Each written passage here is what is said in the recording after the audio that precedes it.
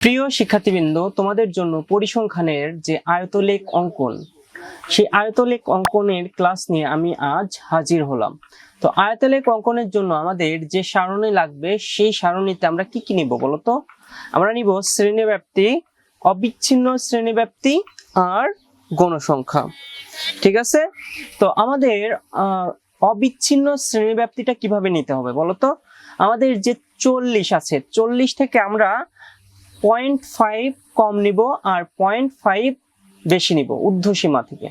ঠিক আছে? তো আমাদের 40 ছিল, সেটা থেকে আমরা 0.5 কম নিয়ে 39.5 আমরা নিছি। দেন আমরা 44 ছিল, সেটাকে আমরা বাড়ায়, ঠিক আছে, সেটাকে আমরা কত নিচ্ছি বলতো? 44.5 নিচ্ছি। ঠিক আছে? তো আমাদের এইটা অবিচ্ছিন্ন শ্রেণীসীমা কিন্তু আমি আগেই তোমাদের খুব সুন্দর করে বুঝিয়ে দিয়েছিলাম। তো আমাদের এই সারণী থেকে আমাদের কিন্তু কি আঁকতে হবে বলতো? আয়তলেখ অঙ্কন করতে হবে। তো আয়তলেখ অঙ্কনের জন্য আমরা গ্রাফ পেপার নিয়ে নিই। তো আমাদের গ্রাফ পেপার নিলাম। গ্রাফ পেপারে আমি প্রথমে কি করব? এক্স আর ওয়াই অক্ষ চিহ্নিত করব। আমরা কি করব? প্রথমে এক্স আর ওয়াই অক্ষ চিহ্নিত করব। তো আমি কলম দিয়ে করতেছি তোমাদের সুবিধার জন্য, তোমরা একটু পেন্সিল দিয়ে আঁকবা। ঠিক আছে? মনে থাকবে, অবশ্যই পেন্সিল দিয়ে আঁকবা। ঠিক আছে? তো আমরা দেখো, আমরা দুই পাশে দুইটা রেখা অঙ্কন করে ফেললাম। তো আমাদের এই বরাবর আমরা কি নিব? এক্স অক্ষ নিব। এই বরাবর কি নিব? এক্স অক্ষ। আর উপর বরাবর উপর দিকে নেব ওয়াই অক্ষ। ঠিক আছে? আর এদিকে 0। আমরা প্রথমে 5 ঘর কেটে দিব। ঠিক আছে? আমরা 5 ঘর কেটে দিলাম। এখন আমাদের এক্স অক্ষ বরাবর আমরা কি নিব বলতো? অবিচ্ছিন্ন শ্রেণীসীমা। আমরা কি নিব? অবিচ্ছিন্ন শ্রেণীসীমা। ঠিক আছে? অবিচ্ছিন্ন শ্রেণীসীমা। এক্স অক্ষ বরাবর আমরা কি নেব? অবিচ্ছিন্ন শ্রেণীসীমা। আর ওয়াই অক্ষ বরাবর আমরা নিব গণসংখ্যা। আমরা কি নেব? গণসংখ্যা। ওকে, আমরা নিয়ে নিলাম। এখন আমাদের যে অবিচ্ছিন্ন শ্রেণীসীমা শুরু হয়েছে 39.5।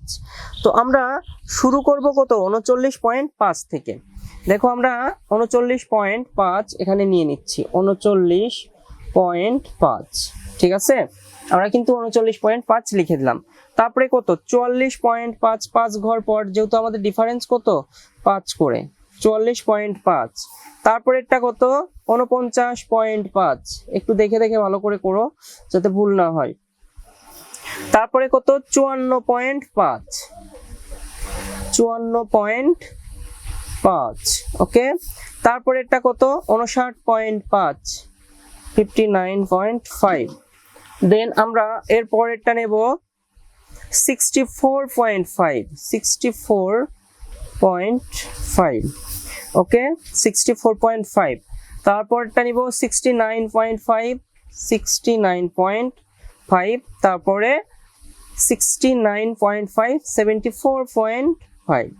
74.5। ওকে, নেয়ার পর আমরা কি করব? আমরা এদিকে এক্স অক্ষ বরাবর অবিচ্ছিন্ন শ্রেণীসীমা নিয়ে নিলাম। আর গণসংখ্যা কত? 5, এদিকে 10, তারপরে কত? 15, তারপরে আমাদের 20, তারপরে আমাদের সর্বোচ্চ 15 আছে, 20 পর্যন্ত নিলেই এনাফ। তো আমাদের যে সর্বাধিক অবিচ্ছিন্ন শ্রেণীব্যাপ্তি 44.5-এ আমাদের কত আছে? 8 আছে। আমরা 8 ঘর চলে যাব। 44.5-এ 5, 6, 7, 8। একটু ভালো করে বসানোটা দেখো। ঠিক আছে? 8 ঘর চলে গেলাম। ঠিক আছে? এরপর আমরা আমাদের স্তম্ভটা এঁকে নিব। ঠিক আছে? আমরা স্তম্ভটা খুব সুন্দর করে এঁকে নেই। দেখো, স্তম্ভটা এঁকে নিচ্ছি। যেহেতু আয়তলেখ আঁকতেছি, স্তম্ভটা আমাদের এঁকে নিতে হবে। ঠিক আছে? বুঝতে পারছো? এরপর আমাদের 49.5। 49.5-এ আছে 9। তাহলে আমরা 9 এই যে 9, ঠিক আছে। তো আবার স্তম্ভটা কি, যেহেতু আমাদের এক ঘর বৃদ্ধি হয়েছে, ঠিক আছে, বুঝতে পারছো? এটা কিন্তু অষ্টম থেকে নবম দশম এসএসসি সবারই কিন্তু এক সেম, ঠিক আছে। এরপর আমাদের 54.5-এ কি আছে? 54.5-এ আছে 15, 54.5 তাহলে 10 আর এই 15, ঠিক আছে। তাহলে আমাদের স্তম্ভটা কি হয়ে যাচ্ছে? বড় হয়ে যাচ্ছে, তাই না? স্তম্ভটা কিন্তু বড় হয়ে যাচ্ছে, তো বড় করে দিয়ে দাও, ঠিক আছে। কেউ বৃদ্ধি করো। আশা করি তোমরা খুব ভালো করে বুঝতে পারতেছো। যদি ভালো করে বুঝে থাকো অবশ্যই অবশ্যই চ্যানেলটাকে সাবস্ক্রাইব করে দিতে হবে, কিন্তু চ্যানেলটাকে সাবস্ক্রাইব করতে হবে। আর তোমাদের কোন অঙ্কে প্রবলেম সেটা কিন্তু আমাকে জানাতে হবে, ঠিক আছে। এরপর 59.5-এ আমাদের কত আছে? 59.5-এ আসে 7। আমরা চলে আসি 7-এ। 59.5, 5, 6, 7, আর কিন্তু একটা ছোট্ট, ঠিক আছে। দেখেছো, আমি কিন্তু খুব সুন্দর করে তোমাদের আয়তলেখ এঁকে দেখাচ্ছি। অবশ্যই অবশ্যই অবশ্যই লাইক, কমেন্ট, শেয়ার করো। এরপর 64.5-এ আছে 5, 64.5-এ আছে 5, ঠিক আছে। 64.5, এই যে আমরা 5 দিয়ে দিচ্ছি, ঠিক আছে। 64.5-এ 5 দিয়ে দিলাম। এরপর আমাদের 59.5-এ কত আছে? 3 আছে, 1 2 3, 1 2 3, এই এখানে। তাহলে আমরা 3 ঘর নিব, ঠিক আছে। অবশ্যই স্কেল দিয়ে আঁকবা, হাত দিয়ে কখনোই আঁকতে যাবে না, নাহলে কিন্তু ভালো দেখাবে না, ঠিক আছে। এরপর আমাদের 74.5-এ আছে 2, তাহলে আমাদের এই 2 ঘর, ঠিক আছে। দেখো গ্রাফ, আমাদের যে আয়তলেখের গ্রাফ সেটা কিন্তু অনেক সুন্দর হয়ে গেল, ঠিক আছে। আমাদের সিঁড়ি বা তুমি বলতে পারো দালান হয়ে গেছে, ঠিক আছে। তো দেখো আয়তলেখ কিন্তু আমি খুব সুন্দর করে তোমাদের জন্য এঁকে দেখালাম, ঠিক আছে।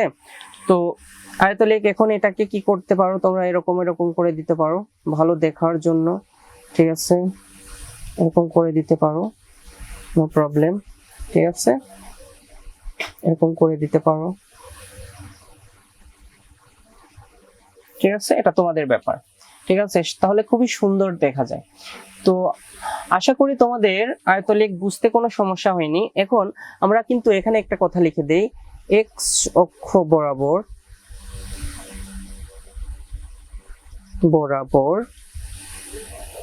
এক ঘর সমান 1 একক, ঠিক আছে।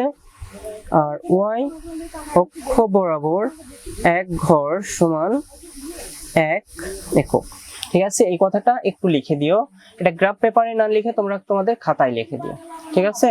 তো আশা করি তোমাদের আয়তলেখ নিয়ে আর কোনো সমস্যা নেই। যদি সমস্যা থেকে থাকে কমেন্টে জানিও। তো আজ এ পর্যন্তই, সবাই ভালো থাকো এবং চ্যানেলকে সাবস্ক্রাইব করো আর বন্ধুদের সাথে শেয়ার করো।